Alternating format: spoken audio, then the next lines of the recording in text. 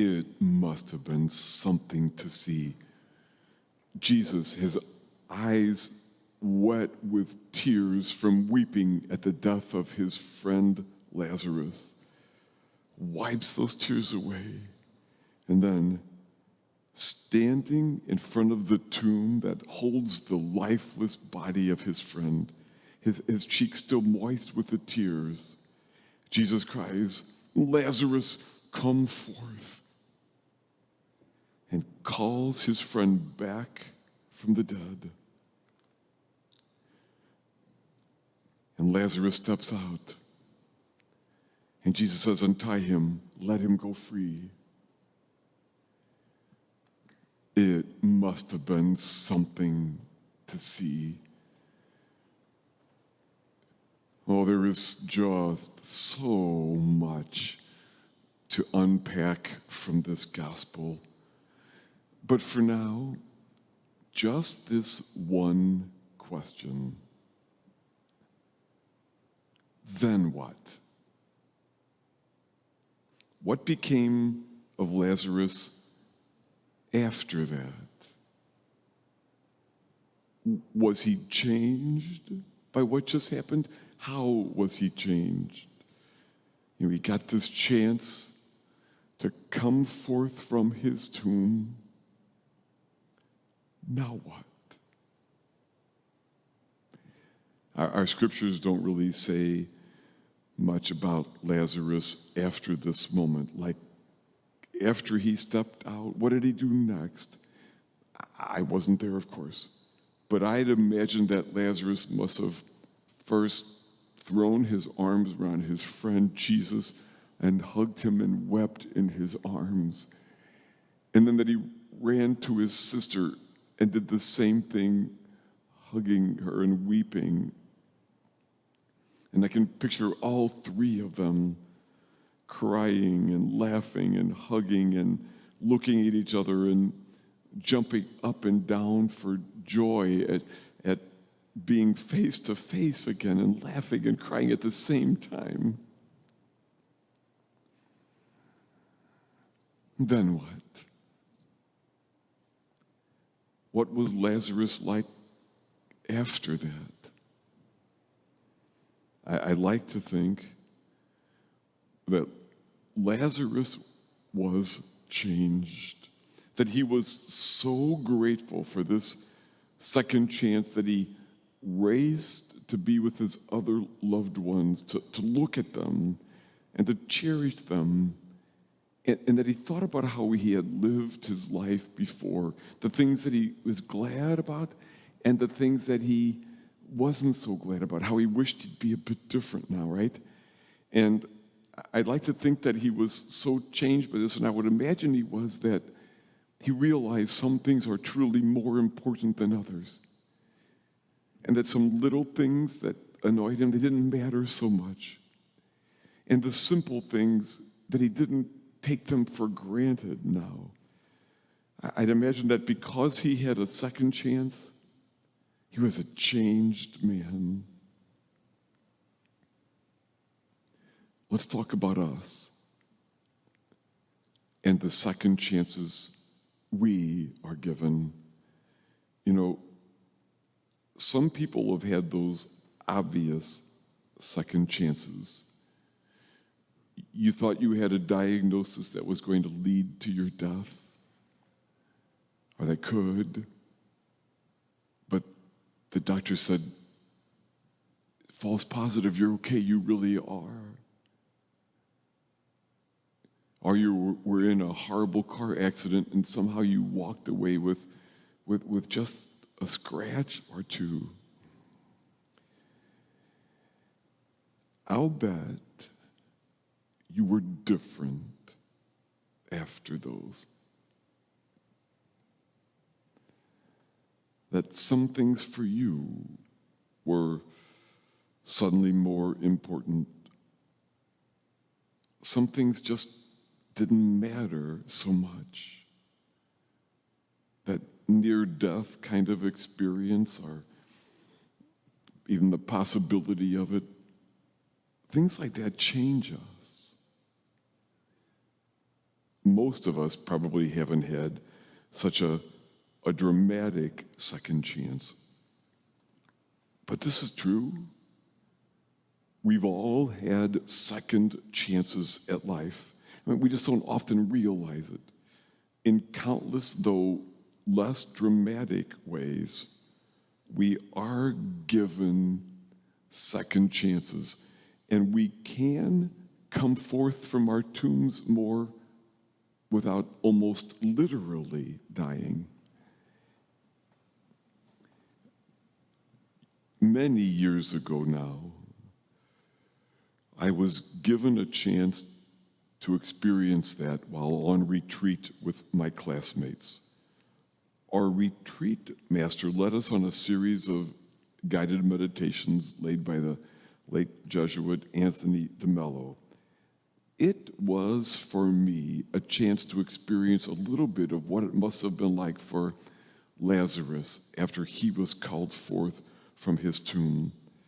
We were to imagine a series of events from realizing we might get bad news from the doctor, and then to imagine hearing it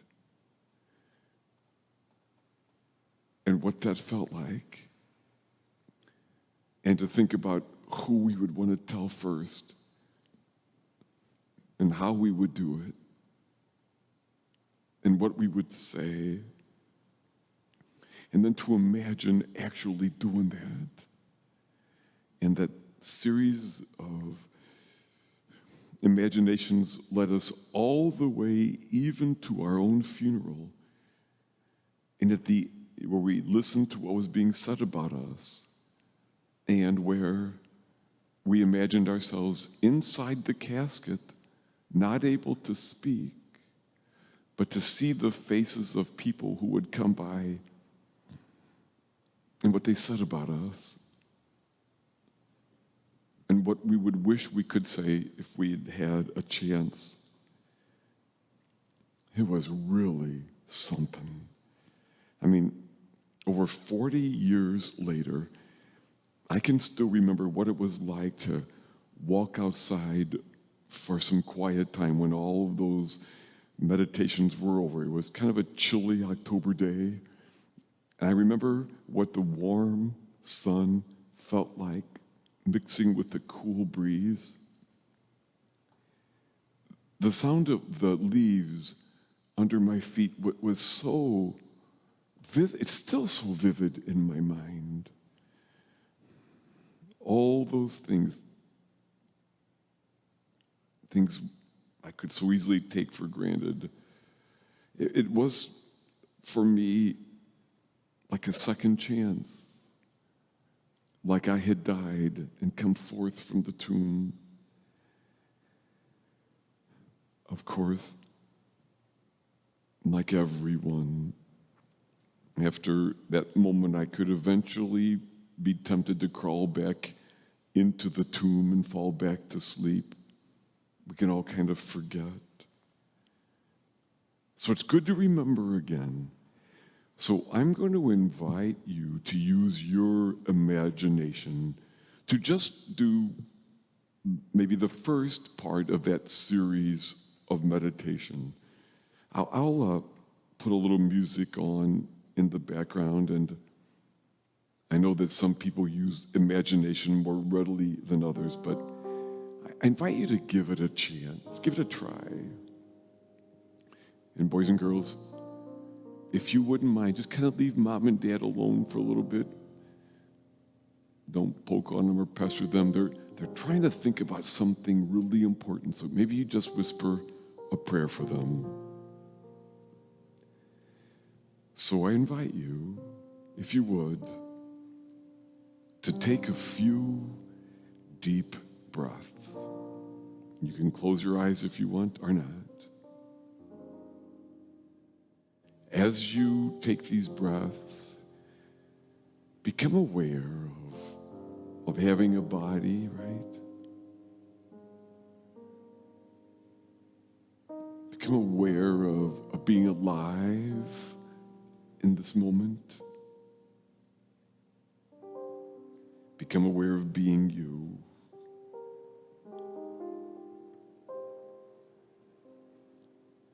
And now I invite you to imagine that you are in the doctor's office, awaiting news of some tests.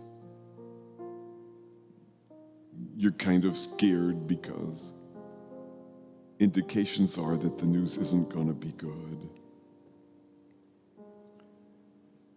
The doctor comes in. He's kind. He's kind in his eyes when he tells you the news is not good. This will lead to your death. I don't know how else to say this. You think for a moment,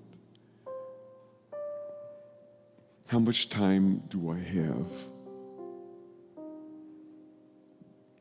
Maybe a couple of months at most. I'm sorry. You nod. Doctor says, you can stay here a little bit. I'm sorry. And he leaves, and you sit there alone, and you think, who would you want to tell first?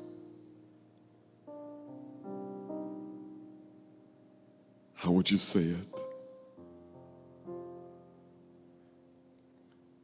Would you write a letter? Put this in writing somehow? If so, to whom would you write?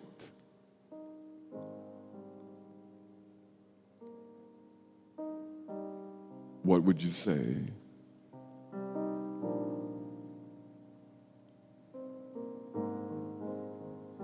Would you instead say it face to face? Who would be the first person you would tell?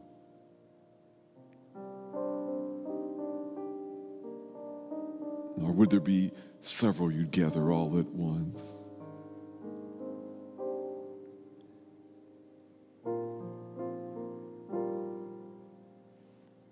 How do you think you'd want to do that?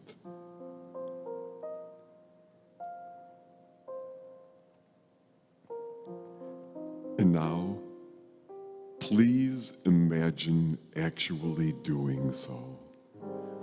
If it's in written form, start that letter. Dear whom?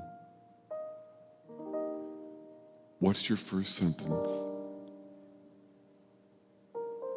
Write it, type it. What's your first sentence?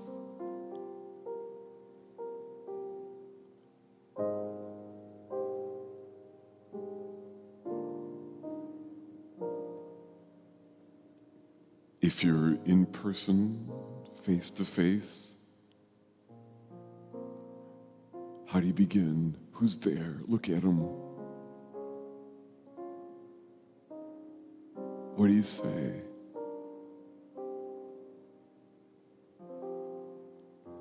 Go ahead, tell them.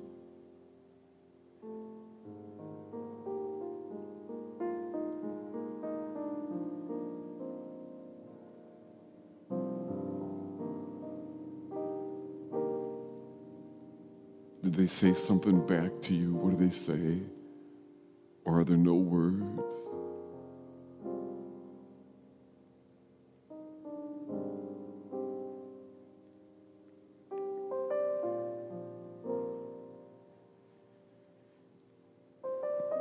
And take another few seconds.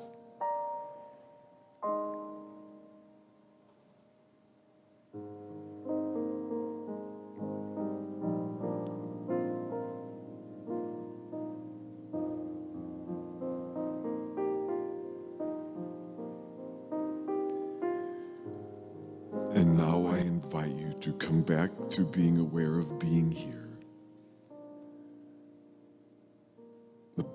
of being alive in your body here, now.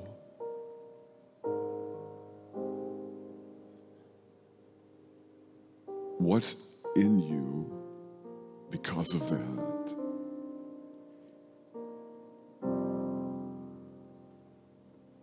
Does that make you think anything about how you would live after this moment? Or what? What's in you? Just sit with it for a moment.